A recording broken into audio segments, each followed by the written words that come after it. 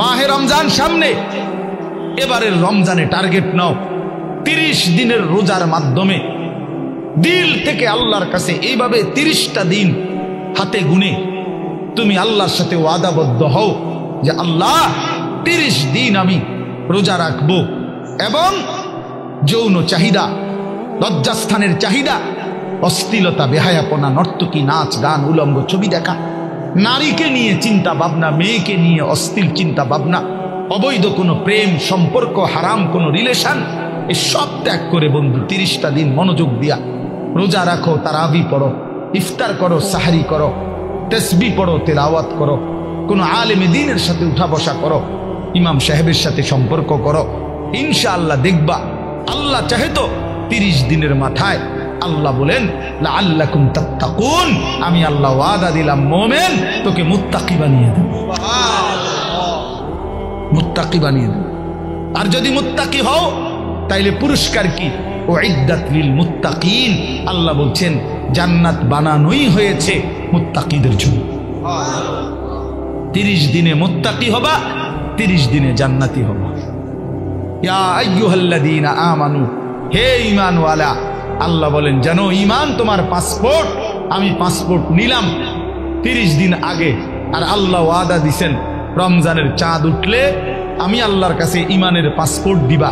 ঈমানের passport আমি জমা নিলাম, 30 দিন অপেক্ষা করবা, 30 দিন আমার হুকুম মাইনা চলবা, 30 দিন পরে ঈদের চাঁদ উঠবে, সেই দিনই তোমার পাসপোর্টের উপরে জান্নাতের ভিসা লাগবে, পাসপোর্ট এবং ভিসা লাগবে, আর ঈদের দিন ফ্লাইট হবে জান্নাতের ফ্লাইট, ইনশাআল্লাহ। ইনশাআল্লাহ হাদিসে আছে ঈদের দিন আল্লাহ তাআলা ফেরেশতাদেরকে জিজ্ঞাসা করে, ফেরেশতারা বলো তো ওই ব্যক্তির প্রতিদান কি হইতে পারে যে তার পরিশ্রম, তার হুকুম, তার মনিবের আদেশ পূর্ণ আদায় করছে, যেই কর্মচারী তার কর্ম ঠিক মতো 100 পালন করছে, তো এখন তার বিনিময় কি হইতে পারে? ফেরেশতাদেরকে আল্লাহ বলবে ঈদের দিন, ফেরেশতারা বলবে মাওলা তো এটার বিনিময়তে এটাই আইওয়াফা আজরাহু, তার বিনিময়ে তাকে পূর্ণ দিবেন, পারিশ্রমিক পূর্ণ দিবেন, কারণ সে তার কর্ম পুরা করছে, অতএব পারিশ্রমিকও তো কি দিতে হবে? পুরা দিবেন, এটাই তো যুক্তির কথা। তো আল্লাহ তাআলা তখন বলবেন ফেরেশতারা তোমরা সাক্ষী থাকো, আমার ইজ্জতের কসম, আমার জালালের কসম, আমি আল্লাহর বড়ত্বের কসম, আমার শ্রেষ্ঠত্বের কসম, আমার এই বান্দাগুলো একটি মাস রমজানে আমার হুকুম পূর্ণ আদায় করছে, আমার আদেশের হক আদায় করছে, রমজানের হক আদায় করছে। আজকে আমি আল্লাহ ঈদের দিনে ঘোষণা দিলাম তোমাদের সামনে, কাদ গাফারতু লাকুম, আমি আল্লাহ আমার এই বান্দাদেরকে মাফ করে দিলাম। ফেরেশতারা তখন ডাক দিয়ে বলবে, তখন ফেরেশতারা নামাজি ঈদগাহের ইমানদার মুসলমানদেরকে বলবে যে ইন্নাল্লাহা কাদ গাফারা লাকুম, তোমাদের আল্লাহ তোমাদেরকে মাফ করে দিয়েছে। আমরা ফেরেশতারা নিজে শুনছি। ফারজিউ রাশিদিনা ইলা রিহালিকুম, অতএব তোমরা খুশি খুশি চিত্তে, সন্তুষ্ট চিত্তে, সফলভাবে তোমরা তোমাদের ঘরে ফিরে যাও। এই জন্য বন্ধু এটাই আমার মূল বক্তব্য। আল্লাহ তাআলা মাহে রমজান আমাদের সামনে, আর মাত্র 30-32 দিন, খুব সম্ভব 32 দিন হবে, এরকম কতদিন? 32 দিন। আর মাত্র আমার শায়েখ আল্লামা মুফতি মুশতাকুন নবী সাহেব হুজুর এখন প্রত্যেক মাহফিলে এভাবে শিখায়, বলায় যে আর মাত্র 32 দিন মাহে রমজানের শুভ দিন। কয়দিন? আর মাত্র, বলেন না, মাহে রমজানের শুভ, আর মাত্র 32 দিন রহমত মাগফিরাতের শুভ দিন, আর মাত্র 32 দিন নাজাতের শুভ দিন, আর মাত্র 32 দিন ইফতার সাহারির শুভ দিন, আর মাত্র 32 দিন 20 রাকাত তারাবির শুভ দিন, আর মাত্র 32 দিন মুত্তাকি হওয়ার শুভ দিন, আর মাত্র 32 দিন জান্নাতি হওয়ার শুভ দিন, আর মাত্র 32 দিন লাইলাতুল কদরের মর্যাদা পাওয়ার শুভ দিন। কাউন্টডাউন করো, মানে গুনো, আর মাত্র 31 দিন, আর মাত্র 30 দিন, কাউন্টডাউন সংখ্যা গুণ, এটা উচিত উচিত। নবীনগরের মুরব্বী এখন আসছে, আল্লাহ এখন তো এই জন্য বললাম, আমরা অনুরোধ করছি প্রিয় বাপ, বয়স্ক বাবারা, আপনারা এবার আপনাদের তো আপনারা বলবেন যে হুজুর আমগুলো তো কিচ্ছুই করলেন না, কাল ফুল আইন করলেন।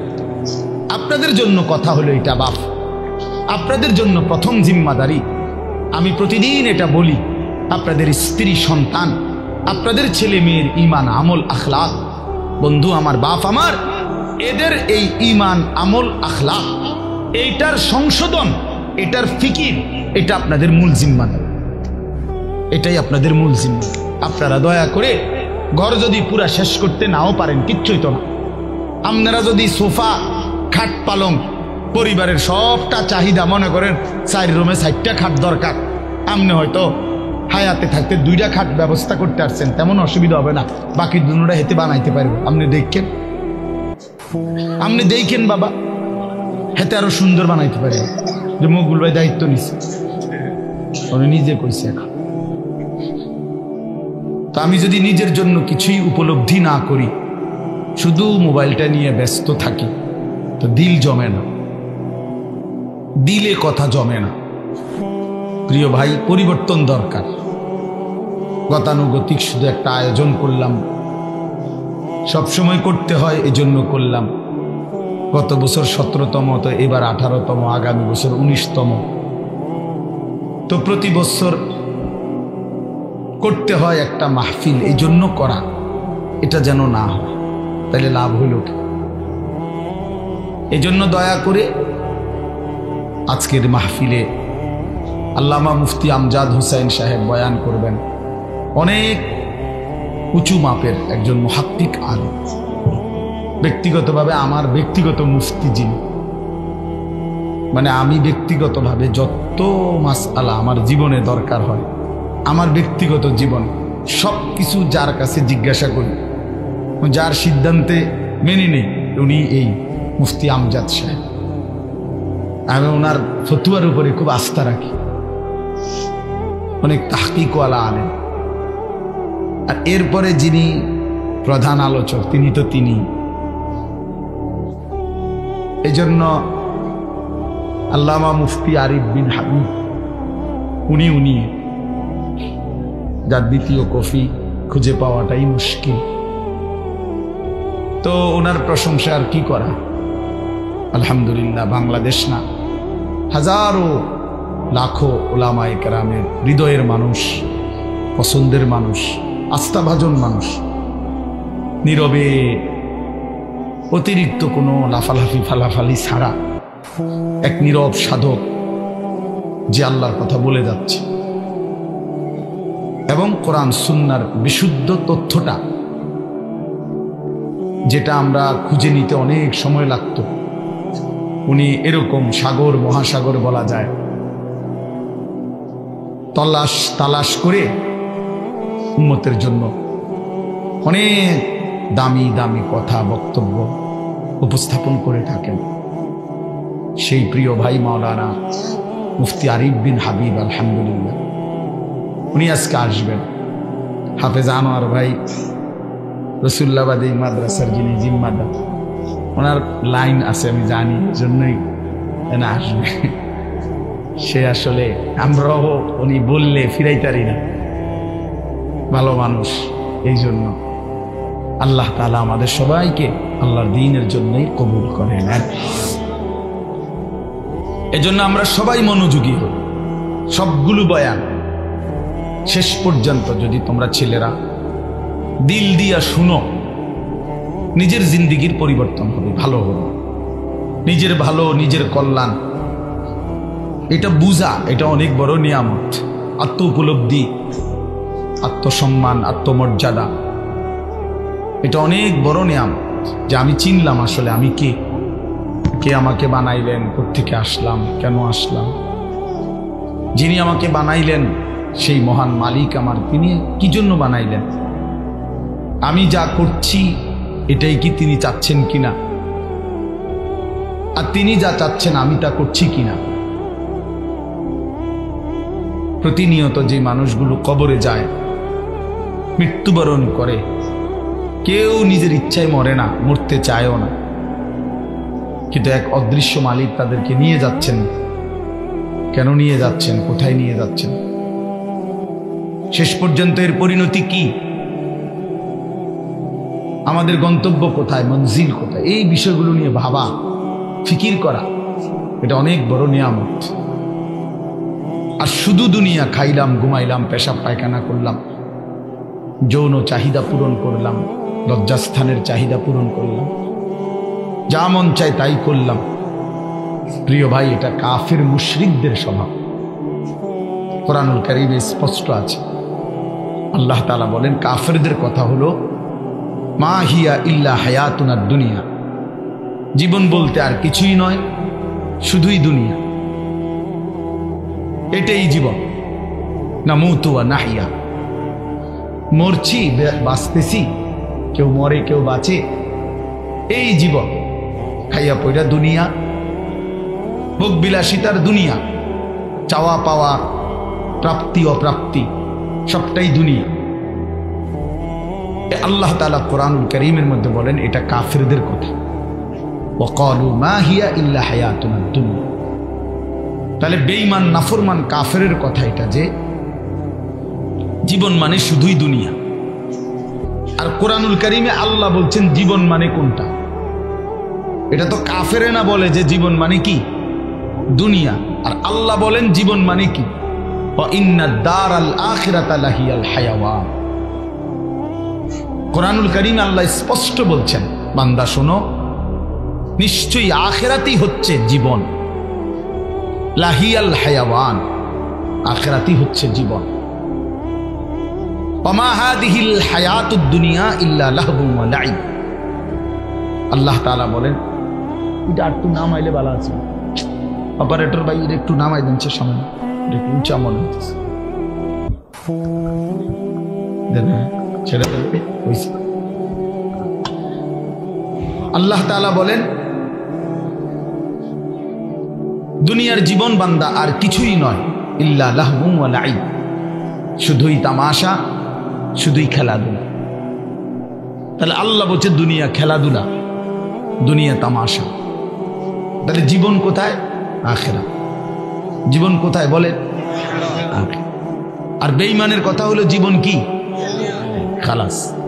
অতএব ইমানদার এবং বেঈমানের মধ্যে নিজেকে বুঝে নেওয়া উচিত, নিজের পরিচয় নিজেই তালাশ করে নেওয়া উচিত, আসলে আমি ইমানদারদের অন্তর্ভুক্ত না বেঈমানের অন্তর্ভুক্ত। আমার মানসিকতা দেখলে, চলাফেরা দেখলে বুঝাই যায় কে ইমানের পথে আছে আর কে কুফুরির রাস্তায় আছে, এটা আন্দাজ করা যায়, এটা বুঝাই যায়। যার যখন যা মন চায় তাই করা, আমার যা মন চায়, চুল, জামা, শার্ট, প্যান্ট, হাঁটা চলা, কথাবার্তা, রুচি, আচার আচরণ, খাবার দাবার, লেনদেন, আয় রোজগারে কোনো হালাল হারামের পার্থক্য নেই।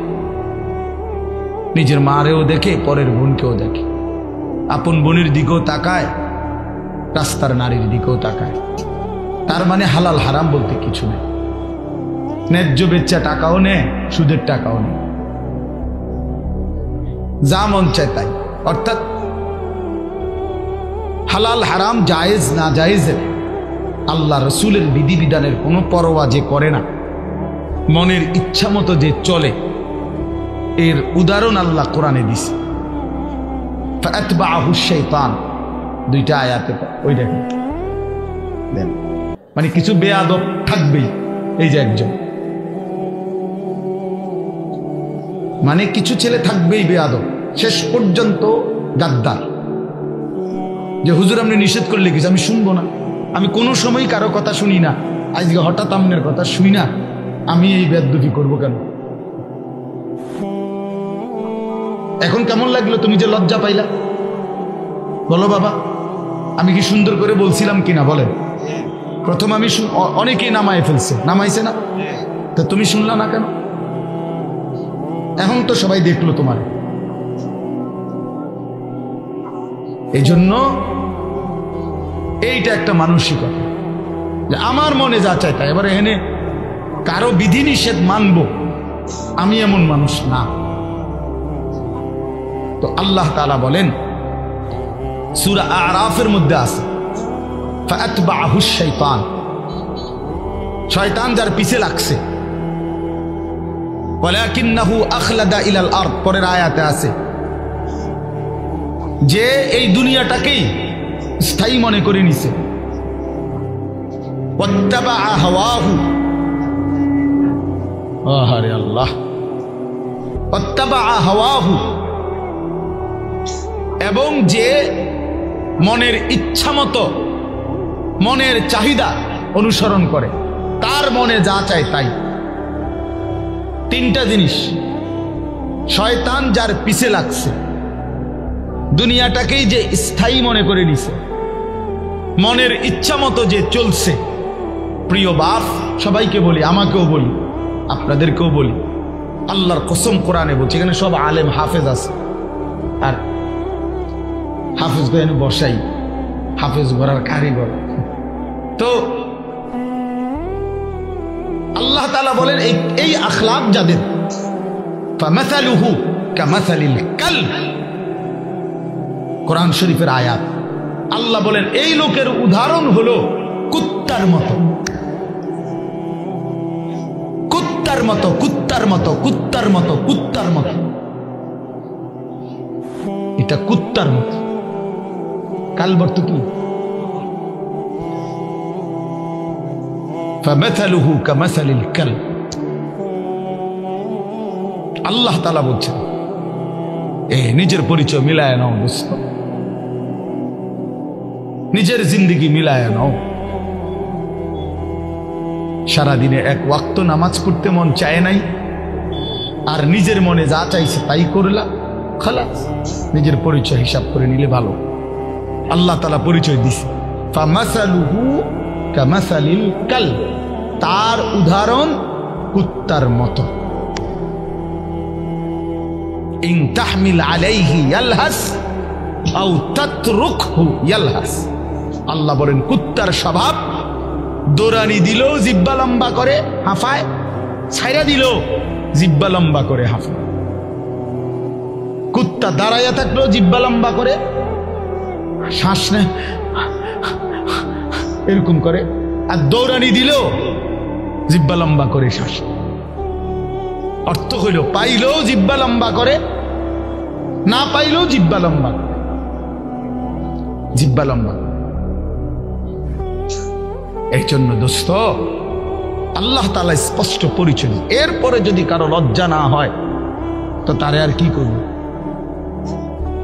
এরপরে যদি কারো বিবেক না থাকে যে আরে যা বেটা, আমারে কুত্তা কক, শুয়োর কক, আমার বেড়ি আমি সামু, আমি মোবাইলে সামু চাই, আমার কিটাক মানুষ কক না গরু নালে ছাগল, আমি নারী দেখবই, আমি ছবি দেখবই, আমি অশ্লীল দৃশ্য দেখবই, আমি সেজদা দেব না।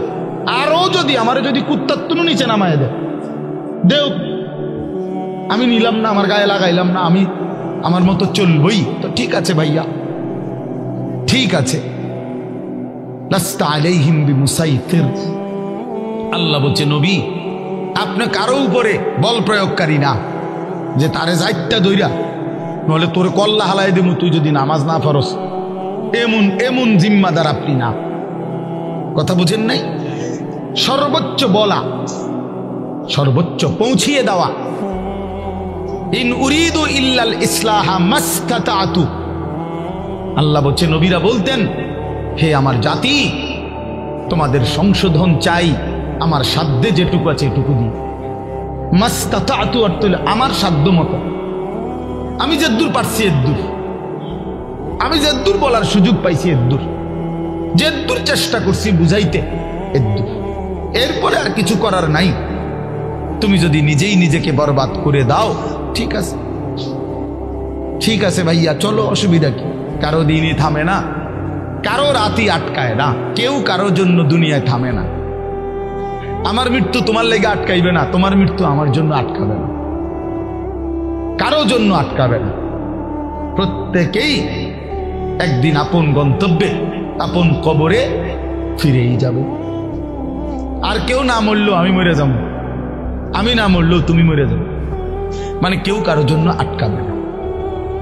এই জন্য দোস্ত, এটা কোরআন থেকে বললাম। আল্লাহ তাআলা বলেন, আরাআইতা মান ইত্তাখাযা ইলাহাহু হাওয়াহু আফা আনতা তাকুনু আলাইহি ওয়াকিলা আম তাহসাবু আন্না আকসারাহুম ইয়াসমাউনা আও ইয়াকিলুন ইনহুম ইল্লা কাল আনআমি বাল হুম আযাল্লু সাবিলা। অর্থ হলো, সংক্ষেপে বলতেছি, একই কথা। আল্লাহ বলছে, মনের ইচ্ছাকে যে নিজের খোদা বানিয়ে ফেলছে, আল্লাহ বলে তার পরিচয় আর কিছুই নয়, শুধুই জানোয়ার। ইনহুম ইল্লা কাল আনআম, সে আর কিছুই নয়, শুধুই জানোয়ার। আনআম মানে কি? চতুষ্পদ জন্তু, এটা না।